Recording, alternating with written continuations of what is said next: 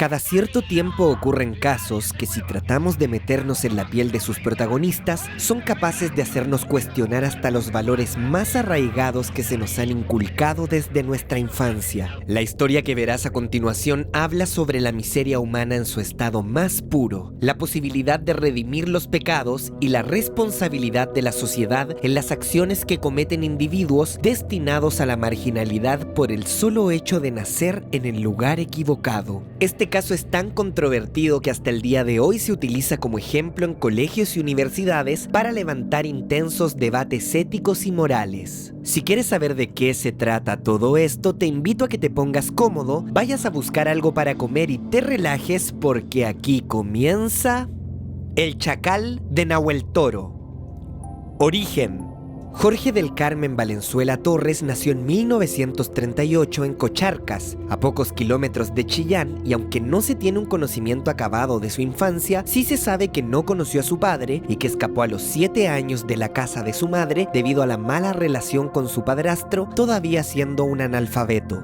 Varios años vivió en cuevas y pasó el tiempo comiendo raíces y tallos silvestres. En su peregrinaje trabajó en distintos fundos desde muy pequeño, acarreando animales, cortando leña y cargando sacos. Pero cuando el trato se volvía demasiado inhumano, Jorge huía buscando algún otro patrón que le ofreciera mejores condiciones. Como ya es claro, se crió en la violencia, los malos tratos, la falta de educación, y así lo graficó el locutor de radio Luis Hernández en 1963.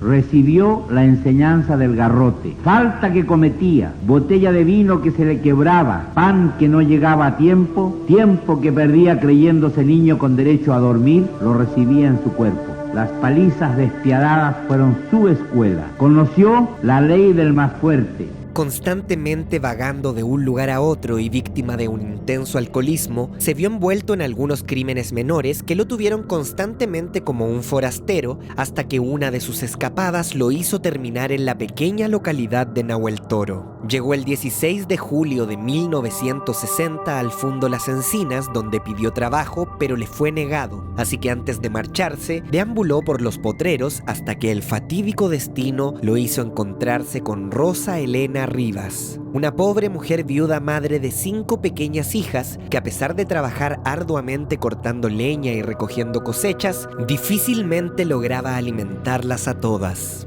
La mujer acogió a Jorge y, a través del cariño y la compañía, convivió con él. Lamentablemente, al poco tiempo de instalarse, fueron echados del fundo y tuvieron que instalarse en un lugar todavía más miserable que el anterior. En esa relación había una gran diferencia de personalidades.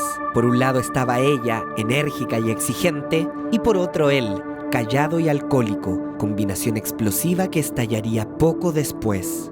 El 20 de agosto del mismo año, Rosa Elena fue en la madrugada rumbo a San Carlos con su hija de 10. Allí tenía que cobrar un trabajo que hizo días antes y vender 3 gallinas. Lamentablemente solo pudo hacer lo último, y con eso compró algo de pan, yerba mate y 5 litros de vino para tomar con Jorge como de costumbre al volver a casa. Según Patricio Mans, músico que entrevistó a Jorge del Carmen 2 veces, la discusión fue un típico pleito de borrachos donde él pedía más alcohol y ella, sin tener a la mano, lo golpeaba y recriminaba por su actitud, pero sin que ninguno odiara al otro. Jorge sabía que su pareja guardaba un pago por su difunto esposo, y cuando Rosa Elena se negó a entregárselo, la ira del chacal comenzó. Tomó una guadaña utilizada normalmente para tareas del campo y la golpeó reiteradamente en la cara y cuerpo, dejando más tarde sobre su pecho una pesada roca. Las hijas, horrorizadas, intentaron correr y pedir auxilio, pero lamentablemente no tenían escapatoria, pues el lugar donde vivían estaba a varios kilómetros de alguien que pudiera ayudar. El chacal de Nahuel Toro corrió tras las niñas, que no superaban los 10 años, y en no más de 10 minutos había acabado con todas utilizando distintos instrumentos: un fierro, un cuchillo, golpes, y hasta habiendo puesto todo su peso sobre la bebé de 7 meses que todavía no tenía nombre ni estaba bautizada.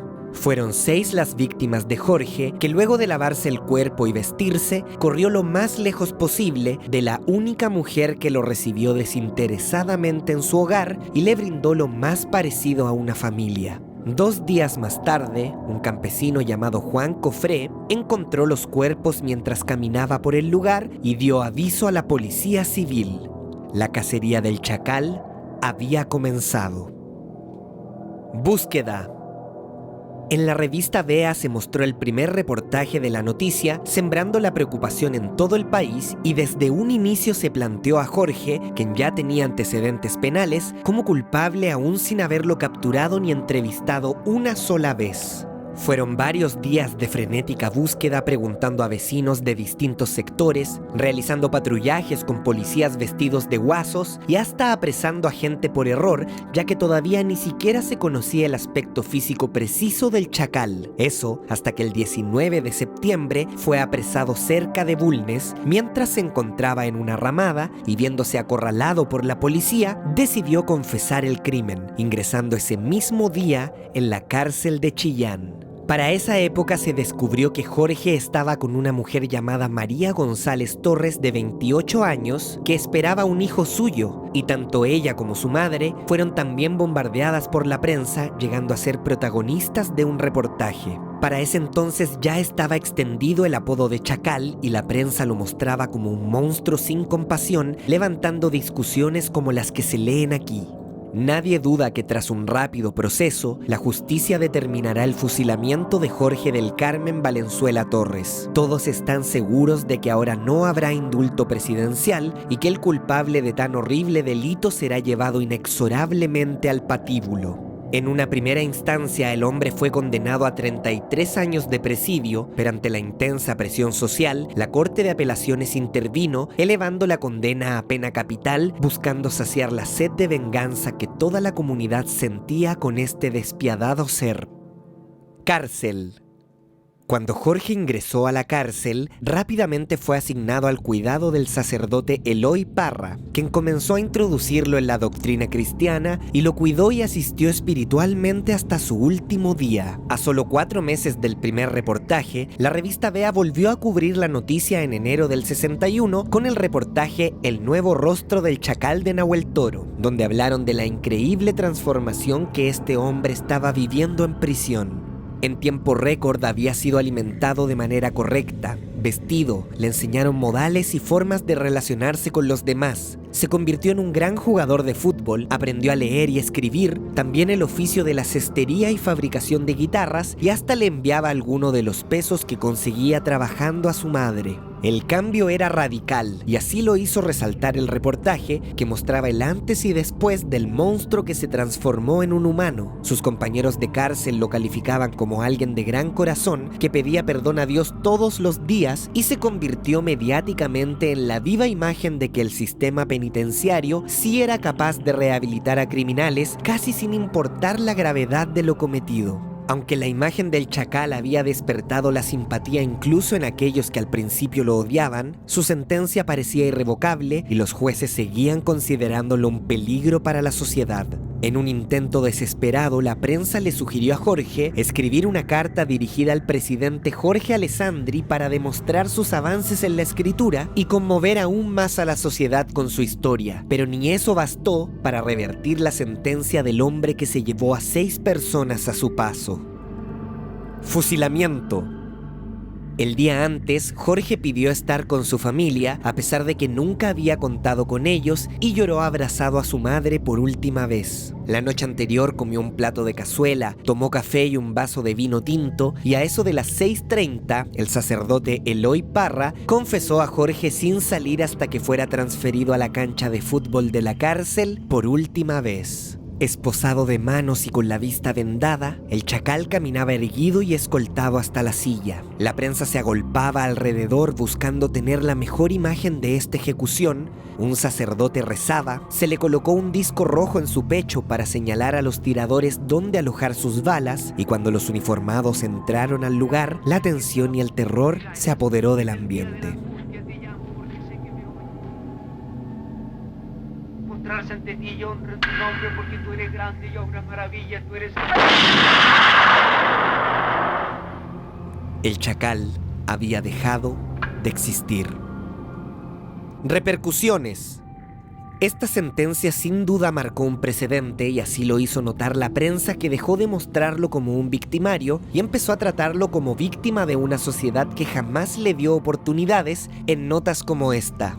Hace 48 horas dejó de existir un hombre que cometió un crimen atroz, pero que en la cárcel aprendió a leer y a escribir, a trabajar, a pensar, incluso a amar a Dios. Tal vez si lo hubiera hecho cuando niño, no se habría transformado en el chacal que enfrentó la muerte con los ojos vendados y un disco rojo sobre el corazón. Tal vez habría sido otro su destino. ¿Y es él realmente culpable de eso? El chacal de Nahuel Toro aprendió a escribir en la cárcel y ello le sirvió para firmar su sentencia.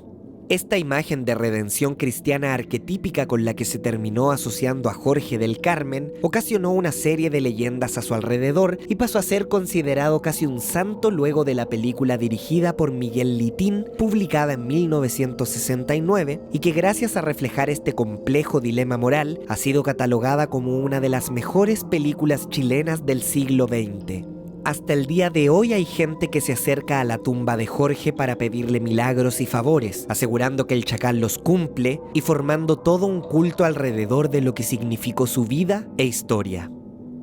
Conclusiones. Esta vez no quiero dar mi opinión, sino invitarte a debatir con todos los que vean este video sobre las implicaciones morales del caso. Hasta el día de hoy sigue siendo un tema profundamente polémico, hasta qué punto deberíamos castigar a los criminales más atroces de una sociedad. Se habla mucho sobre el sentido que tiene mantener con vida a una persona que no es un aporte, pero ¿quién determina cuándo alguien deja de serlo? ¿Son acaso los factores productivos que esa persona le puede brindar al mundo?